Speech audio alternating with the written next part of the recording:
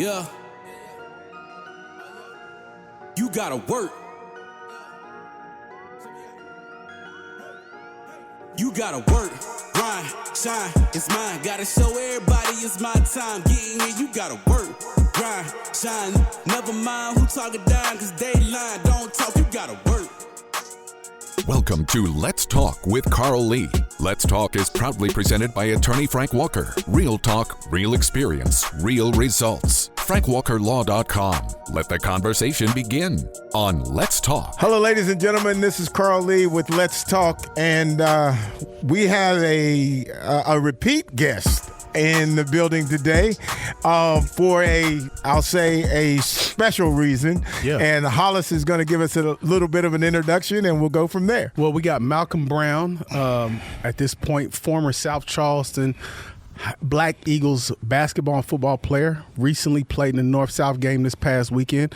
Not only did he play in one game, he played in both games. So he played in the football game, played in the basketball game. And again, we believe pretty historic from what we know. I don't know of too many people throughout the history of the All-Star game here in West Virginia that's actually played in both games. It might have been named to both, but I don't know too many people that played in both. So what's going on, Malcolm? How you doing? What's up? How y'all doing? We're good, man. And let me say this to start out. And I've known you for a while, and one of the even more special things about you, even going past your skill sets in football and basketball, just a good person, just a good guy.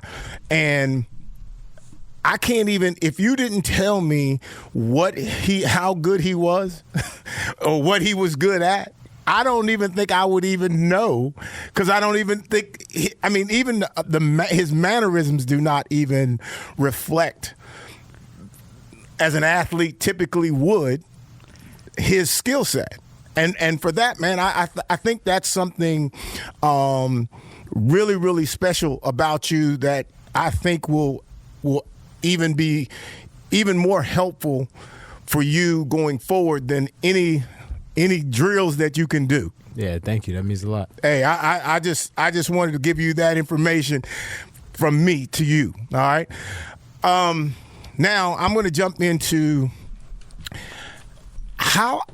when I think about football and basketball, I was horrible in basketball, even though I could make the case that I was a starter, okay?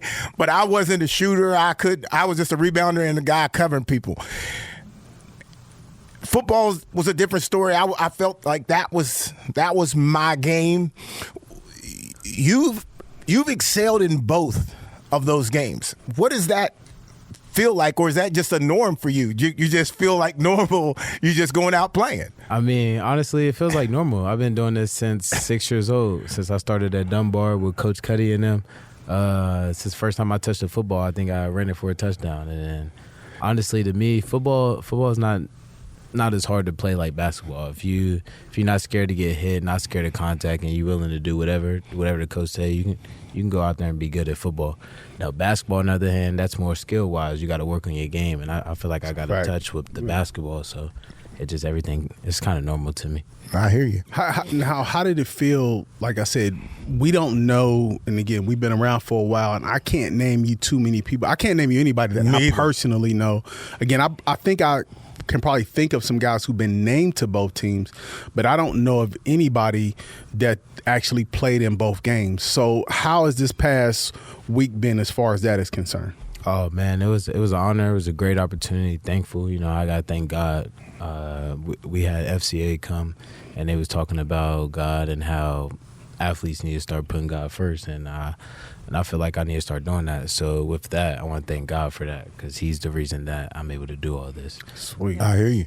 So Malcolm, hey, thanks so much for being on the podcast with us tonight. We're honored to have you after the feat you accomplished over the weekend. So thanks for spending your time with us. So the guys just kind of touched on this, that you played in both the North-South basketball and football classic. How tough was the physical toll of scoring, 12 points on the basketball court Friday night, and then you're lining up at defensive and running back the very next day? Was that a big physical adjustment for you? It wasn't really a big physical adjustment. Honestly, I would say I'm kind of used to it because of like AAU. We would play a couple games on Friday. Then Okay. Next day we're playing another couple games. So I'm kind of used to that back-to-back stuff. Okay. So you also played AAU. Did you play that for the I'll say the extra opportunity to go against greater talent? That's usually what the reasoning for that. Is that really what you were trying to chase, or just playing more? When I first started AAU in Virginia, I was like, I think 6th, 7th grade. I think at that time I was just starting to play more, and I just loved basketball. But then once I got older into high school, I was looking at it as more of like opportunities to get looked at, trying to get to college. What are you doing? What are you working out now? And if so, what is kind of your regimen if you have one already set up for yourself now? Yeah, I do work out now. I haven't really had a regimen ever since I got out of school. I've kind of been busy, like the North-South week was week for football, and then I went to senior week. But I mean, honestly, I just try to stay in the gym, get shots up. I don't work out too much, but I do push-ups in the morning, and then before I go to sleep, just to keep my strength. Well, hey, don't say that too loud in front of this man. Hey, speaking of college, you signed. So let people know where you're going to college. And again, you had multiple offers. I believe you got offer from Concord, Fairmont, in different schools to play some football, some basketball. So let people know where you're going and what sport you're going to play at the next level. I've committed to a school in North Dakota. It's a JUCO. It's called Nueva Hidatsa Spanish College, and it's I'm going there to play basketball. Okay, so what was this? What decision? What was behind the decision? Number one, to play basketball, and then number two, to go to that specific university in North Dakota. So the reason how I chose between basketball and football, honestly, I love both the sports the same. I can't pick which one I like more. But then I thought about career-wise and how long I would last. And football, usually you last to probably about like 26. And as a running back, I'm getting hit every single play. So that's a lot on the body. And for basketball, I can make that last longer. And with my height, people expect me to choose football. That's what everybody expects. So I want to do what people don't expect. So I want to try basketball. And the reason I chose this school out there because I didn't have no official basketball offers. I had 0 offers for basketball. Okay, I thought I had that mistaken. I thought you had some basketball offers along with the football. I had some like not offers, but like I've like hooped with colleges, went to some camps and stuff like that. So you had like invited to walk on and different things of that nature? Yes, kind of like that. So, but all my offers was for football. So when that opportunity came and I was like, okay, I went out there on a visit. I liked the school and everything was good. I got to hoop with the team for a little bit and I was like, yeah, I think I like this. So I went in and committed. Okay, now North Dakota, that's off the beaten path. A lot of people chilly. Yeah, a lot of people would look at that and be like, wow, that's number one, that's far. It's kind of the middle of the nowhere. What are your thoughts about going to a place that's maybe even a little bit more isolated than West Virginia? I'm thinking just grind. It's a JUCO. I got to go out there and grind. Honestly, I'm not looking there to stay all 3 years because I can go out there for 3 years and still have college eligibility. But now I'm going out there 1-2 years and I'm trying to get to a better school so I can really start my college career. Sweet. If you had to, or if you may already know, what are you looking for you from the JUCO? Like, are you looking to get bigger, stronger, faster, get experienced at a higher level than high school? What is it? What is the motivation to have you go to a JUCO and find out what it is? If there's something justifiable for it? My motivation is really just showing coaches what I could do. I'm trying to make it to the next level, and that's always my goal. I want to go D1. And I'm looking to get better. I mean, I got to develop my shot. My shot can always get better. I can always develop my handles. Anything part of the game can always get better. I'm never going to be perfect at anything. So I'm just looking to everything. I got to get better. Okay. So Malcolm, I'm going to take you back to your junior year in basketball at South Charleston High School for a second. And your scoring average, as a junior, you scored like 11.2 points per game, and then you jumped in your senior year to an elite 22.2 points per game. What changed in your training and your mindset that unlocked that massive surge? Honestly, I would say I had that talent my junior year. It was just there was more like hands that needed to touch the ball my junior year. We were kind of deep that year. It was me, Roman, Shadi. We had T-Man, Zane. We had a bunch of hoopers on our squad that year. So I didn't need to score 20 every game for us to get a win. My senior year, I had a younger squad because we had a lot of people transfer from our mob. So I had to get that 20 for us to be a competitive team and win games. I love that answer because a lot of times when, particularly in this day and age when people are, I wouldn't say in this day and age, it's probably been pervasive for a while, but too many times people just look at a stat line without understanding the dynamics of, number one, the team, and number one, what role you need to have in the team. It's good that you have that perspective because, again, when you get to the collegiate level, particularly, and I'm your point guard, so your job could be you may be the scorer, but again, depending on the makeup of the team, the job could just be to run the offense, execute it, and then going that way, while your stats may not reflect what you actually mean to the organization and the team. So that's a good way to not only explain it, but just to have that perspective early is important, because sometimes we the star at one level and then we think we're supposed to do the exact same thing at the next, not understanding our role.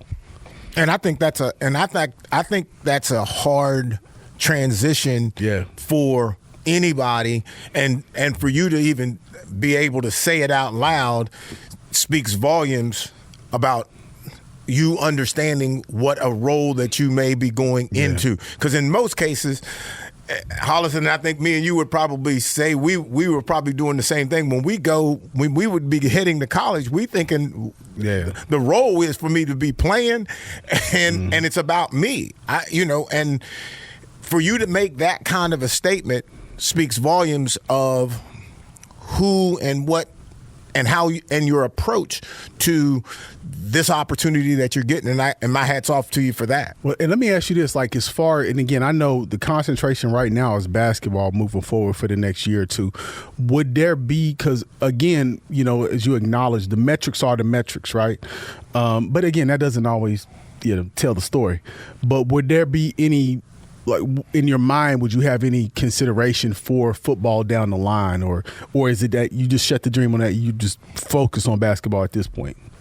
I mean, so when I went out to Virginia, this is kind of off topic but similar, I had to put football down for a while, and football came back. So I never really want to push it away, but let's say if I get to a D1 school for basketball, right, and they would set me to walk on for football, then, I'd take that opportunity again, of course, because I'm a competitor. And like I said, I love the game. So I would always put the pads back on one more time. But honestly, I'm just focused on basketball until that opportunity comes. Okay, and that was kind of the deal at Concord where they wanted you to play both. Am I correct in that? Yeah, it was talked about playing both when I had went on to the visit, but then new coach had came, and I never really got in contact with that coach. Okay, got you. All right. So do you like to be called Malcolm or LB? What's your preference? I've called you both, so I want to know what you like. I mean, I like LB, but all right. It's whatever. Okay, that's kind of what I thought, but I wanted to make sure. So LB, you're going to be going to North Dakota in this, new environment, to play basketball, hopefully to make it to the next steps, next levels. What differences in training and like the game nuances do you expect transitioning from like the high school level to the college level? I'm expecting everybody to just be competitive. Honestly, everybody's going to be better. I'm going to have to up my workouts. It's going to have to be harder tempos, more workouts a day. I'm going to have to not even just workouts, but the recovery part of that too. I'm going to have to get better at that so I can be able to compete to my fullest every time. And I'll tell you this, just again, from somebody who went from, playing it here in the county, and then I just went to state, and I think what you're going to have to sort of think about and put it in perspective is that the level of athleticism is going to jump. Yeah. It's almost going to be double, triple. You're going to see guys and you're going to wonder, like, what did you do to not be playing at a Power 4 school at this point? So, again, and that's kind of the part that nobody ever talks about. If you're going from high school and you're playing at a D2, junior college, D1, whatever, that athleticism is going to go ping. Yep, it's and different. everybody's going to be an athlete throughout the board. And you know what I'm saying? And again, it may be a variety of skill sets, but you're going to see some guys who are freakishly strong, freakishly fast. And that's the thing that I would want you to get prepared for and start to train your body and mind to, like, start to think about and conceptualize. And to that, and I think everybody who goes to college, and I don't even care if it's athletics, everything is different. Yeah. Everything is going to be a little bit more challenging. But everything can be conquered right here. 100%. He's pointing to his brain. Everything can be 100%. conquered right there. And because you're gonna come in and there's gonna be guys this tall, this, doing these kinds of things. You will not know where you're going to be in a year, where your game is going to be, because once that year passes and you put your game to that space, that ain't even the guy that was in high school. 100%.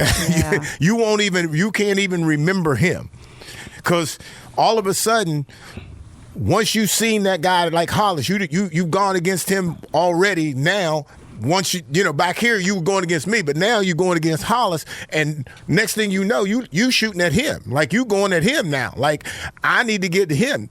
Next thing you know, you done got him. Yeah. You know what I'm saying? Telling you. And that's when you get there, point out, okay, I'm going after him. This is, I don't want to say this is, it's like war. You know what I'm saying? You got to get in and you got to figure out, okay, somebody's playing point guard. I want to be the point guard. Okay, let me look, see what he's doing. Okay, I can go after him, and I can go get him. Yeah. I believe I can get him. And the work, now all the focus is on him. All the work is to get to him. Once you get there, now you running the squad. Yeah, again, we don't mean to turn this probably into an advice show, but it really is one of them situations in which, like you have to, perception-wise, you have to take yourself and your emotions out of the thing, and you have to be able to look at it objectively. So you got to say, if you run in the B team or the C team, possibly depending on how many cats y'all got out there, and you're looking at that point guard, you got to be objectively. It can't just be like, I'm better than him. You got to objectively say, okay, he got better handles than me. I got to get my handles up. He got a better shot than me. I got to get my shots up. Yep. He can run the offense better than me. I got to do that part better. You have to be able to take your emotions out of it at the collegiate level, because this is where guys fail. Yep. Guys are equally athletic, but they get overly emotional about whether they should or should not be, and then they can't think past, okay, this guy does this well, and this is what I have to get better at in order to compensate or do it better. So you have to really, that's the challenge of going to college, because everybody's going to be athletic, everybody's going to be top tier, and when you at a JUCO, it's gunning, because everybody trying to get to the next level. Everybody trying to be out of there. So I know some guys is at the semester. As soon as the semester gone, I'm trying to be out of there and go to D1 or high level D2. So that would be my advice to you. Take yourself out of it. Look at everything objectively and work like a dog. You know what I'm saying? Definitely gonna have to. Like I said, it's definitely gonna be a grind. Yeah, for sure. And I really trust that. Hearing when you say that, I can feel that and even see. Watching you, that you're ready to put in the work. You know what I'm saying? Hey, don't worry about it. I'm gonna put in the work. Tell me something else, because I'm gonna put in the work, and I can appreciate that. Because that is the game. I don't care what the sport is. The work is the decision maker of who becomes the star, who becomes the starter, and who becomes the star. 100%. LB, don't listen to these guys. I mean, they're going to guide you down the wrong road. But I'm joking. These two are great, and they're giving you really great advice. But so we know you're going to the college in North Dakota. What do you expect to study during your time in school there? Are you just going to do general studies, or do you have some goals in mind? I have other goals. I would like to study pre-engineering probably. Wow. Because Great. I'm a math person, so math is my strong suit. So I want to do some type of engineering. And since this is a JUCO and I want to get to the next level, I'm gonna just start with pre-engineering here, get a little base, and then make it to the next level, and then start like engineering classes like with civil and stuff like that. You know, being a former teacher, I love this so much. So that's awesome that you're also considering what academically you want to do at that level as well, along with athletics. So good for you. 100%. You're way ahead of me. You're way ahead of where I was. Okay? He was not a math major. I was not a math guy. I wasn't. And I am the prototype of what you don't want to be. I wanted sports. And academic piece, I'll just make my way through it. I'll just work my way through it. I just wanted to play ball. And you'll see those guys. You'll see those guys. But don't leave the books. Whatever you do, do not leave the books. Because fortunately for me, I was blessed to get to where I got, and so my life was okay. But what if I hadn't? I had nothing to come back on. And so make sure that you protect yourself. Yes, sir. Okay? Don't worry about the game. The game will take care of itself. You do all that you can do for the game, but protect yourself after the game. All right? Make sure you do that. Always have the plan B. Yes, sir. Well, yes, again, sir. man, I think this was, again, just going back to the original part of the conversation, just being able to play in the North-South basketball and football is pretty historic. So, like I said, man, and I think just that alone, being able to do both. And again, let's just talk about it before we go, man. You had a pretty, historic career. You were only at South Charleston 2 years, correct? Yes, sir. Yeah, so you end up making All-State in both football and basketball. Conference Player of the Year, All Kanawha Valley First Team football. This past season, rushed for 1,200, 10 touchdowns, 200 yards passing, 180 receiving. Basketball, as Lisa articulated earlier, averaged 23 points, second team All-State, first team Kanawha Valley, first team All-Conference. So, again, on the back of a pretty historic career, you ended in the state of West Virginia by playing both All-Star games. Pretty historic, man. Congratulations, brother. We wish you the best of luck. Thank you, sir. Congratulations. All righty. We'll be right back, ladies and gentlemen, in just a second. Let's Talk with Carl Lee is presented by attorney Frank Walker. Real talk, real experience, real results. FrankWalkerLaw.com. Comment on episodes or suggest topics at our Facebook page. Search for Let's Talk with Carl Lee and remember to like the page to become part of the conversation. Let's face it, bad things happen to good people. Seriously injured in a car accident, trucking accident, or even wrongfully arrested. Life happens, and when it happens to you, you will need sound legal advice and aggressive representation. That's when you call attorney Frank Walker at 304-413-0179. That's 304-413-0179. Lock it in your phone, text it to a friend. 304-413-0179. Or visit online at attorneyfrankwalker.com. Yeah. You gotta work. You gotta work, grind, shine, it's mine. Gotta show everybody it's my time. Getting here, you gotta work, grind, shine. Never mind who talking down, cause they lying. Don't talk, you gotta work. Welcome to Let's Talk with Carl Lee. Let's Talk is proudly presented by attorney Frank Walker. Real talk, real experience, real results. FrankWalkerLaw.com. Let the conversation begin on Let's Talk. All right, ladies and gentlemen, we are back. And Hollis, you going to take us somewhere? Yeah, this is a story that's been floating in the headlines for, about a week or two now. We didn't get to touch it last week. But, the current, former at this point, Brendan Sorsby, he is or was the Texas Tech quarterback. When he was a quarterback in Indiana as a freshman, he allegedly gambled around $90,000 on various college games, including college games he was technically playing in, but he wasn't like playing. He was a backup quarterback. He didn't play in the games. So he got found that, they found that out, and he was suspended. He transfers to Texas Tech. He files a suit against the NCAA. They get an injunction, or the judge grants the injunction, so they technically would have allowed him to play this year. There's been an uproar. A lot of people were saying he shouldn't be allowed to play. Some are with him. Some teams saying they're going to boycott the game, blah, blah, blah, blah, blah. In essence, again, I want to say he drops the suit, or at least, puts the team or whatnot, and he enters the supplemental draft. So there's a couple questions off of that. Now, I kind of just want to, give a hypo or a scenario.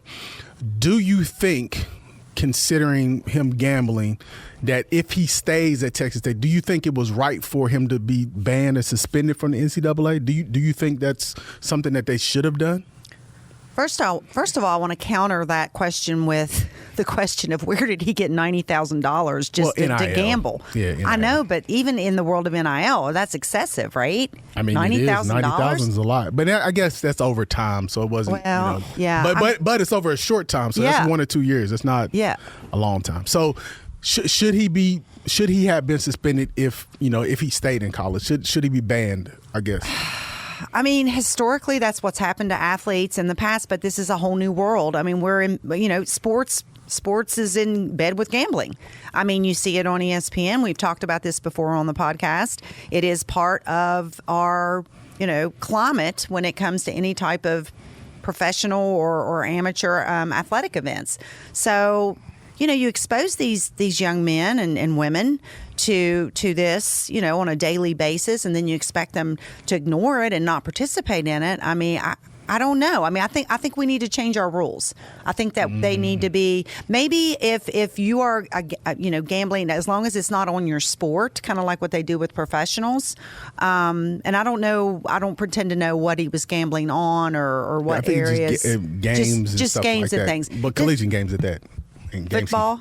Games he was actually playing. If he's participating in them, then that's a whole different animal. I guess I missed that point. He wasn't. He was a backup quarterback, so he wasn't like playing. I don't care. Yeah. I mean, what if he got thrown into the game and he's got a bet on the game? I mean, that could affect the whole team, right? I mean, technically, you're right. I mean, I can't. Okay. I wanted to be last. Why you want me to go? You should always be last. Yeah.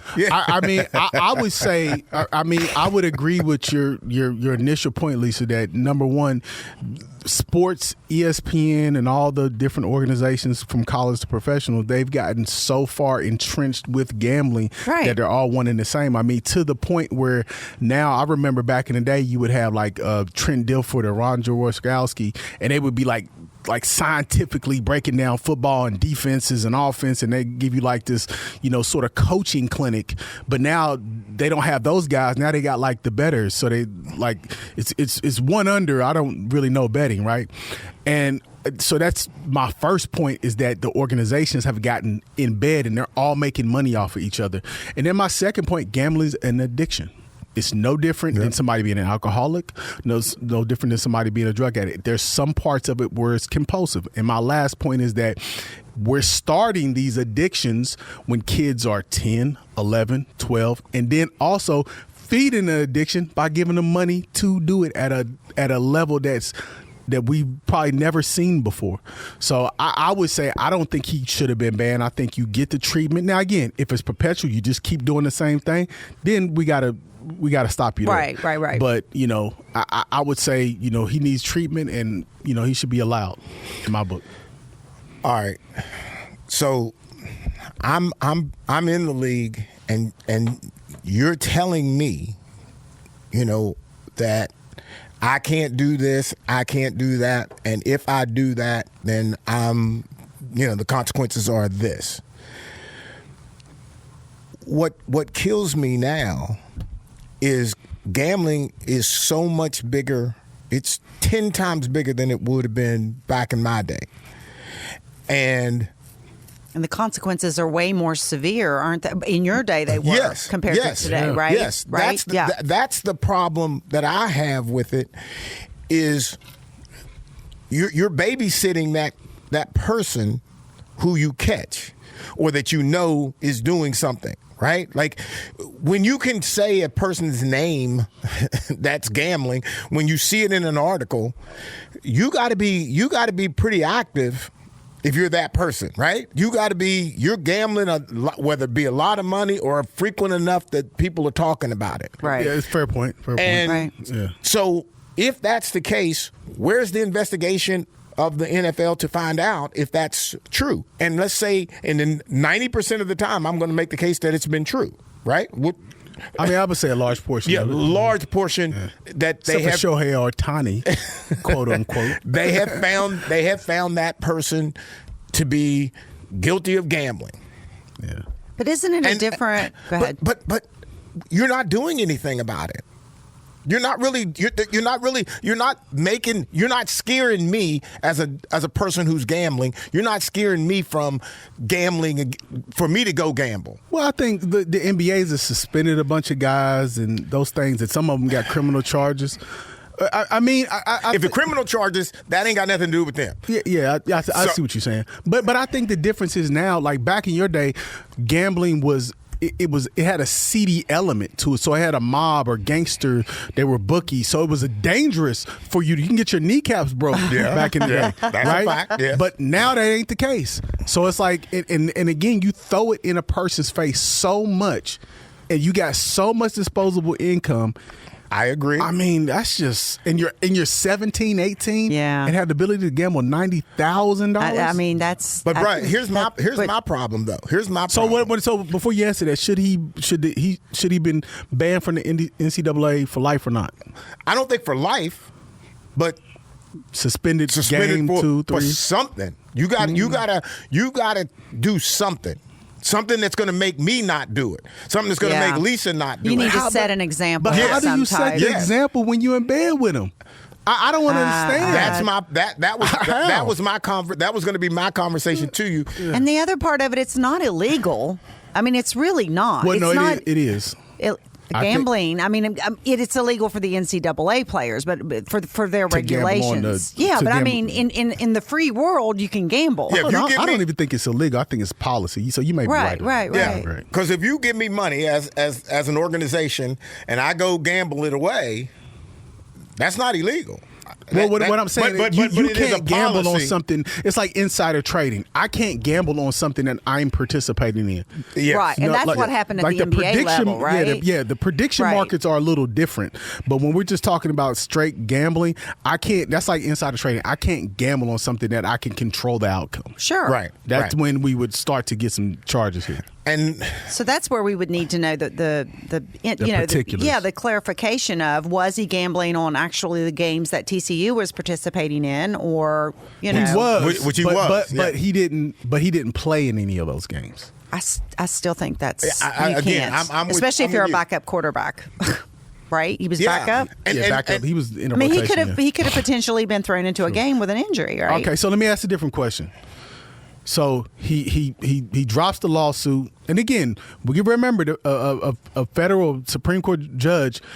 That was one of his points in granting the injunction for allowing this kid to play at Texas Tech, was saying, hey, the NCAA, y'all in bed with this gambling too, so it's all bad, right? Mm-hmm. So anyway, I believe he drops the suit, so he enters the NFL supplemental draft. Should the NFL, because it's predicted he'll get drafted, so should the NFL suspend him once he gets drafted? Should they suspend him for like a couple games or whatever? No. I would think it would be the perfect example, but I know that they won't. I'm just saying. Why would they do it? It didn't happen at the NFL level. It happened at the collegiate level. But he's paying for his sins at that level. He shouldn't have to pay for him again at the end. But it's happened before. I want to say Marcus Russell or Cam Newton. Somebody's got suspended coming from college to the NFL. One of them cats that got suspended. I can't remember who. If you're coming on my team, okay, if you're coming as a freshman or a rookie on my team, okay, and you got a history of gambling on your team. But if you've already paid for the consequences, I don't care about the consequences about that. I don't care about the consequences. So you're gonna bet against me. So it's double jeopardy when you when you've already paid your you've already paid I like your argument, Lisa. Yeah, you've already paid for your punishments at the NCAA level, and now you're going to pay for them again. Technically, he didn't. Well, but he got the bad publicity, so I mean, in a way, that's enough. And I read his publicity, okay, and I don't like it. I don't like him coming. So, do you suspend him? No. Do you do so? Like if you're a coach at Minnesota Vikings, or forget that, you're an administrator at Minnesota Vikings, you like the kid, you're gonna bring him in light of all this. Do you say, okay, we're gonna bring you in, we like you, but we got to suspend you a couple games? Okay, I'm too old because I'm not bringing you in. I'm just saying, if you did, okay, if you didn't have any control, if you didn't have control of the draft, but you have control of the player over there. Okay. Do you suspend him? The suspension you're talking about was for a much lesser thing than that. So it was Terrell Pryor. Terrell Pryor, that's what it was. Yeah. It was involving a scandal at Ohio State. It included selling memorabilia for cash. Yes. Nothing gambling, just selling memorabilia. Yeah, so there was Terrell That's Pryor. like NIL stuff now. That's what you do legally. Yeah. I mean, that don't bother me right now. No, but it was illegal at the time. It was a big, huge deal at the time. Okay. He did that. He left Ohio State. He gets drafted by, I want to say, Cleveland or the Raiders, and then they suspend him based off what he did in college. So what I'm saying is, like, if he's on your team, you charge a player personnel, whatever. You didn't draft him, but he's on your team, and you have control whether you suspend him. Do you suspend him, or do you just, like, that happened and we ain't worried about that? I'm going to suspend him because I'm going to just so that he's aware of what we're not going to do, what we can't do here, what we're not. I don't like that. I don't like it at all. I wouldn't expect you all to. I would make him. I really would. I would make him go to treatment. So that would be my requirement. Like if we draft at this point, you're going to go to the draft. treatment. Yeah, you're going to. Okay, but you're going to stay in treatment for an extended period of time. Okay, I'm going to treatment. I'm with you. I could have said treatment. I wanted him to get treatment. But he's not playing until he gets treatment, and we're okay. He's not playing. He's not playing for me. He's not playing for me. But I just don't understand. Okay, so if he's the kid, then you're saying, okay, we got FanDuel on our jerseys. Yeah, well, see, exactly. You're right. But see, he's right. I'm not the person who's going to do that. But I know that. What I'm saying, if you're working for the organization, you don't have control of that. If I don't have control of what I wear, okay, if I don't have control of what I wear, which to me, that's the league. Asking for money, getting it, representing something that you don't want your players to do. How do you justify that? It makes no sense. When it's so easy. I don't understand. I mean, we've said this it's tons time and time again on here. It's all about money. And the players, they're young, they're impressionable. Like I said, it's in their face. They see it all the time, and it's very tempting. It's an easy way to play some, and it's kind of like a, probably an adrenaline rush for these guys, and they like that. They're athletes, they're college athletes, so it's kind of fun to tempt fate and kind of walk the line of legalities. I mean, I don't know. I just think they got a lot. Was gambling even around to deal with when you were playing? It was it was the parlay card. So my thing was like parlay cards, and you would they would bet like on. It wasn't every game they can bet on. It was like just the specific, like kind of the higher end, bigger games. Yeah. So, but man, I listened to this like podcast or something, and it was and the gambling addict, he was like articulating like what his day was like. This dude would be like not only gambling on here in American sports and all our major sports, he would be gambling like on women's basketball in Turkey and like ping pong like overseas. So he'd be up in the middle of the night on his computer like watching all these games. He would literally be gambling 24 hours a day on something considering sports. So I just think, like I said, in light of how accessible it is, because back in the day, in the 80s and the 70s, you just couldn't go to your local. You had to know somebody that knows somebody. You couldn't pick up a cell phone and gamble. Yeah. I mean, that's it right there. Yeah. And you had to know like you had to be entrenched a little bit in the underworld to kind of make those bets, and it was a lot more dangerous. So I understood the severity of why they wouldn't want their dudes doing that, because it could just affect you can get killed, right? Yeah. Right. But now that's not the case, and I think we have to. I don't know. We got to make a decision about what we want. And I mean, because at the end of the day, agreed. This is somebody's fault of putting gambling in sports as easy, with such an easy access to it. Is the key. Yeah. And and you don't want your players to gamble, but you're making it so easy to do it. Why wouldn't I do it? I mean, I'm sure there was probably a line on the North-South game. You know what I mean? I'm sure somebody had like a line on that. You could probably bet on that. I doubt it. You know what I mean? Like, it's just, I mean, and again, and it brings up the point as far as like, you know, I think there's integrity of the game issues because, you know, you're inevitably going to have somebody that's, I mean, you probably already do have somebody that's like betting on the game that they're participating, actually playing in. So I think we're gonna see problems like this probably continue until we like make a decision about what we're gonna do. Can you see yourself betting on a team that you're playing? I can't because I'm just not a gambler. I don't like the gamble. It's like gambling and like roller coasters. That don't do nothing for me. I'm with you. Like it just don't. It's not my thing. It's not your cup of tea. Bro, we might be cousins. I'm telling you, like it's like why do you want to do that? Like I don't want to be scared. Like, I can't even imagine being in those shoes and the opportunity ahead of you of playing at the professional level and risking it all for gambling. Like, you know, I mean, not only the money that you're giving up possibly by getting caught doing these risky types of bets, but just the prestige. It just kind of tarnishes your name and your I don't think it ever goes athletic away. career. It doesn't go away. But see, I would slightly It should. but I would disagree with that because I don't think their peers. I think their peers understand that. I think their peers his peers probably understand kind of what he was thinking. You know what I'm saying? But not the older generation, like Carl. I mean, not the older generation, but watch his team. But I think people He'll probably go to the Vikings. But I think people of his age group and close to that, I think they get it.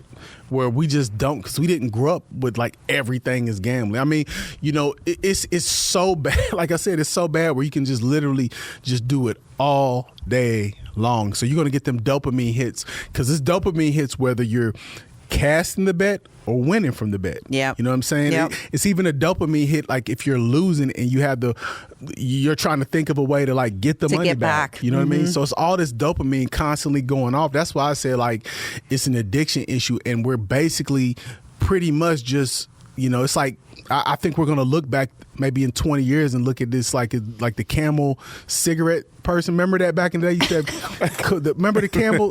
What was the name? Cool Joe? You know what I'm saying? Like they literally used to have a Joe Cool. Yeah, they right. literally used to have a cartoon making Newports look cool. Literally. Think about how we grew up. But the crazy thing about we had candy cigarettes. I mean, come on. You know what I mean? Like we literally smoking was cool. Yeah. But it was something that you knew not to do. Who? You had a whole generation of smokers. My mom used to smoke. My dad was a smoker, and how many of your brothers and sisters smoker? None. You ain't got none. Not wow. one. Not one. Did they smoke in the house? Yes. Didn't Snoopy take over the Yeah. Joe Cool type of nickname though? Snoopy the dog. Why do I want to think that? I don't know. But the reason they why tried to clean it up a little bit. I don't know. Not cigarette related. I'm just saying in general. Joe Cool. The reason why we didn't smoke, one, we didn't like it, and two, if mom or dad would have caught us smoking anywhere, anything. Bro, you're likely to get killed in that house. Yeah, but I mean, it's like, you know, I think that's one side of it. Another side is how in the world did we get on this subject? Okay, we're moving on to soccer. We have a little bit of time. Let's talk about soccer. So, anybody watch World Cup? Anybody? Listen, I watched it. Okay, I was you watched watching more than me. I'm going to be honest. Okay. I haven't watched it. I should have. And I'm telling you, I watched it for probably about an hour or so.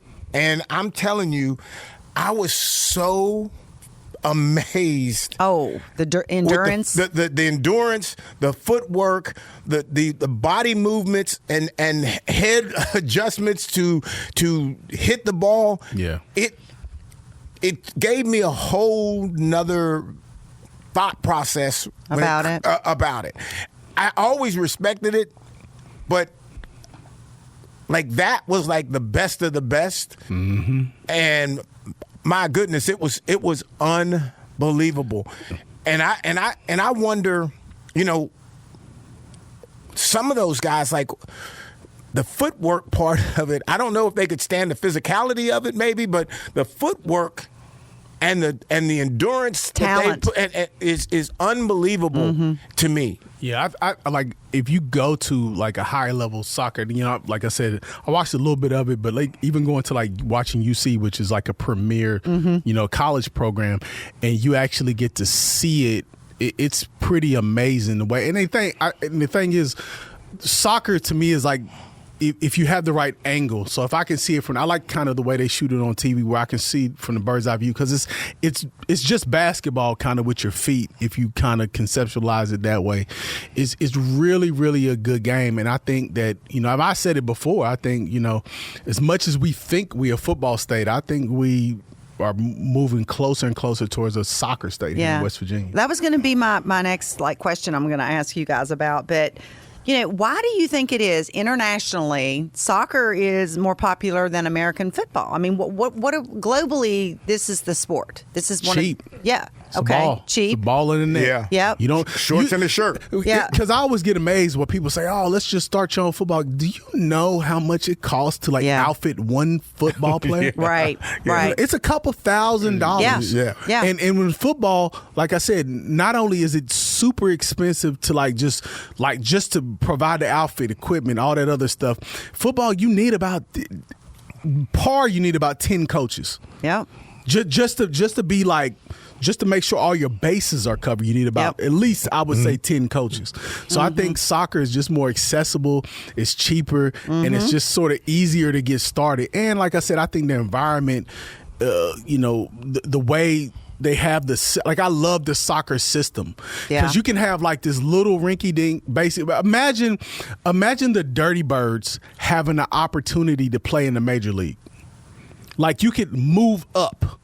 Like so, that's if you what happens with soccer. Yeah, so if you if European soccer, so if you win, if the Dirty Birds win their division, they can move up to the next division. They win that or do good, they can move up and up, and they would literally have a chance to Charleston, West Virginia could have a major league baseball team if we had the same system as soccer. So I think that to me, as far as what makes it popular, because you could take your little town. It's little towns in England. I didn't know you can play it almost anywhere. Yeah, you can play it anywhere, and your club could literally go from just as rinky-dink rec league to playing in their premier leagues and different things of that nature. I didn't know any of that part of it. But man, I was just watching it, and and the replays where they are showing, the footwork and all that kind of stuff. Man, that is and I'm a nut over footwork and just how they are able to manage, how do you position your body when the ball's coming in at you at an angle, and you're going to position your body to where your head is going to hit it, and it's going to hit it to Hollis? Yeah. How does that work? How long does it take to become a true professional? You have to tie your hands behind your back. That's for sure. That's probably the first step in training anyway. Because that's your automatic. That's an automatic reflex is to use your hands. Yeah, I'm all over the place.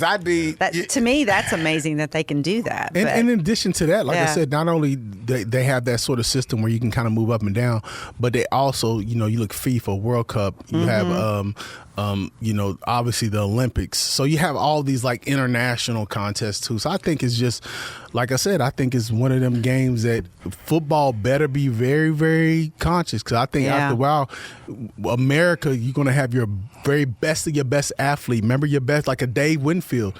He got drafted in all 3 sports at the professional level. He plays baseball. A guy like LeBron is going to play basketball now. We have obviously a Deion that play football. I think you're going to have that type of guy, and that guy's going to play soccer. Do you guys know what FIFA stands for? Do you know the acronym? Some internet. I had to look it up because I wanted to know. So I'm going to do it in my best French accent because it is a French acronym. Fédération Internationale de Football Association. Sweet. Yeah. But in English, it means International Federation of Association Football. I think the French one is probably better. Probably just the way I spoke it. That's what it is. I'm you not were giving a fan you no of due on that one. But All right, a question for both of you, and you can elaborate, but we only got a few more minutes left. But can you see in the future, I won't even say the near future, soccer becoming the primary sport, whether it be high school, whether it be college? I don't think it'll ever take over the NFL or anything like that, but I'm thinking everywhere down, I think the struggle is going to be.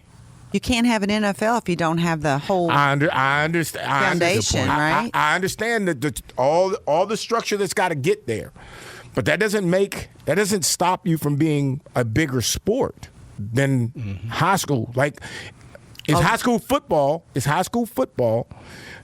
versus high school soccer? Which one wins that? I would say, just my opinion, I think regionally, it's going to be a region that pops up where soccer's going to be the thing to do. Like, I don't think ever in the South football is going to always be king. In the Northeast, basketball, or at least it was, basketball is always going to be that. But I think there's going to be regions in the country, or maybe not even regions, but spots in the country where soccer's going to be premier. And you don't think that's going to happen here? I don't think it's here because I think we're still we're still South. Football is so, like, I think the thing that I've always said about football, it's just so community, right? Because not only do you just have the football team, but you got cheerleaders, you got the band, you got the majorettes, you got the color guard. It's so, it really involves the whole community when you go to like a football game. So I don't think any sport has that part of it down. And if you got a good football team, the town is shutting down. So I don't think soccer will be able to match that. If you do have that football team, I agree with you. Mm-hmm. If you don't, and you've got soccer, I think you got a problem. And that's what I'm saying. To me, it would depend. Again, I think it's going to be regional and it's going to be in spots. So it's going to depend on the athlete. Imagine like a Randy Moss saying, well, I ain't playing football, I'm going to play soccer. Now, if you got a Randy Moss that's saying, I'm a soccer player, that's when you're going to have problems. That's when football's going to have problems. And for me, I don't think the media will ever let that happen as well. I don't know. I don't know. Because, I mean, you think about it. Do you think how exciting would be Friday Night Lights or even College Game Day at a soccer game? If you have a Randy Moss or LeBron James? I don't think it's the same animal. I just don't see that. It's the star that you create. You've got bands. You've got the mascots. Maybe they could add those elements to make soccer more exciting, but I just don't see, Here's my thing, too, and I don't mean to cut you off. No, you're fine. No. You bring up the pertinent point. Your point is the pertinent point. The thing that America has to figure out, America has to put American touches on soccer. So you can't have like FC Charleston, West Virginia. What's FC Charleston, West Virginia? You know what I'm saying? You can't have that. So I think the thing that we're going to, not only if you have the star, because I think if you have the star, that alone kind of curves it. But once we actually figure out we're going to put our American touches on this thing, and it's going to be like, it's going to be American. We're going to have the majorettes. We're going to have, I don't know what cheerleaders or whatever. Yeah. Once we figure that part out, then I think that's when you're going to see it. Because I would say the same thing we saw the New York Knicks. Everybody was rooting on Knicks. That's an American-style basketball team that just won the NBA championship. And that's why even non-New York fans were excited. So I think, to your point, Lisa, if we figure that part out, that's when we're doomed. Well, football is. Yeah, I really think soccer is a huge challenge. I'm telling you. For football, even for the athlete who's really good, I think he may slide over to soccer and leave football. All the money that these investors and these managers and owners of NFL teams have invested in these, in the league, they will not let that go easily or quietly. But do you think they would have the capacity to think ahead? Or do you think they're sitting back on their loins saying, well, we're king, we don't have to worry about it? Or you think they're saying, like, okay, let's just figure out how this doesn't happen?